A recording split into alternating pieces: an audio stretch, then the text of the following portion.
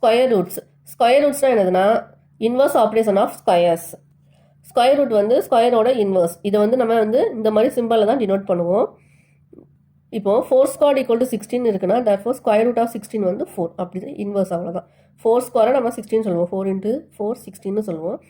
16ஓட square root என்னது 4, அவ்வளோதான் reverse. இப்போ square root of 16 equal to 4னு சொல்லுவோம். அதே மாதிரி -4 த ஹோல் ஸ்கொயரும் என்ன தான், அதாவது -4 × -4 அதுவும் 16 தான். அப்போது +4ம் நமக்கு ஸ்கொயர் ரூட்டு தான், -4ம் ஸ்கொயர் ரூட் தான். அப்போ ஸ்கொயர் ரூட் ஆஃப் 16 கேட்டாங்கன்னா அது +or -4, +4ம் வரலாம் -4ம் வரலாம். Try this, page number 99. First sum, 11 squared equal to 121. What is the square root of 121? இப்போ square root of 121 என்னது 11. 11 squared 121னா square root வந்து என்னது 11, அப்படியே inverse தான். 14 squared equal to 196. What is the square root of 196? இப்போ square root of 196 equal to 14.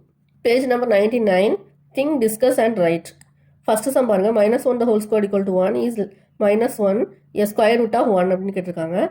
இப்போ நான் square root of 1க்கு வந்து என்ன சொல்லியிருக்கேன் ஆல்ரெடி நம்ம பார்த்துருக்கோம். ஸ்கொயர் ரூட் ஆஃப் 81னா என்னது +9 வரும் -9 வரும் பார்த்தோம், அப்படி தானே. அதே மாதிரி அப்போ இங்கே என்னது ஸ்கொயர் ரூட் ஆஃப் 1னா என்னது +1 வரும் -1 வரும். இப்போ -1 வந்து ஸ்கொயர் ரூட் ஆஃப் 1னு கொடுத்துருக்காங்க. அப்போ என்னது ஆன்சர் எஸ் தான். ஏன்னா -1 ஸ்கொயர் 1, அப்போ என்னது -1 ஸ்கொயர் ரூட் ஆஃப் 1ஆக இருக்கும். -2 ஸ்கொயர் ஈக்குவல் டு 4னு கொடுத்துருக்காங்க. Is -2 a square root of 4னு கேட்டிருக்காங்க. அப்போ ஸ்கொயர் ரூட் ஆஃப் 4க்கு என்னது +2 வரும் -2 வரும். ஏன்னா -2 ஸ்கொயர் வந்து என்னது 4. இப்போ என்னது இதுக்கும் எஸ் தான். -9 square equal to 81 is -9 a square root of 81.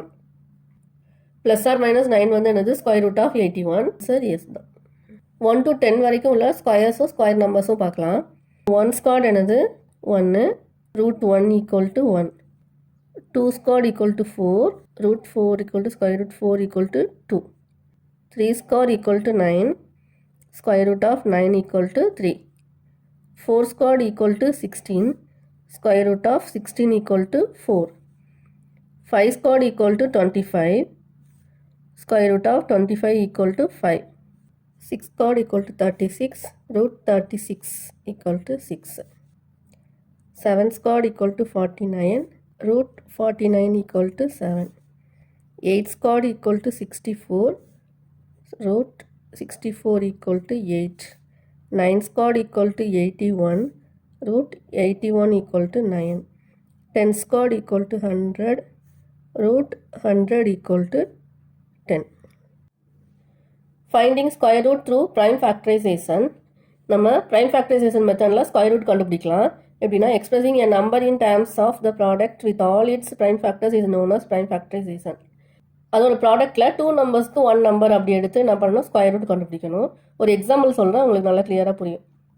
For example, find the square root of 100. இப்போ 100ங்கிற நம்பருக்கு நம்ம ஸ்கொயர் ரூட் கண்டுபிடிக்கணும். இப்போ நம்ம எல் மெத்தட் படி செய்யலாம். Prime factorisation method, prime factors கண்டுபிடிக்கணும்.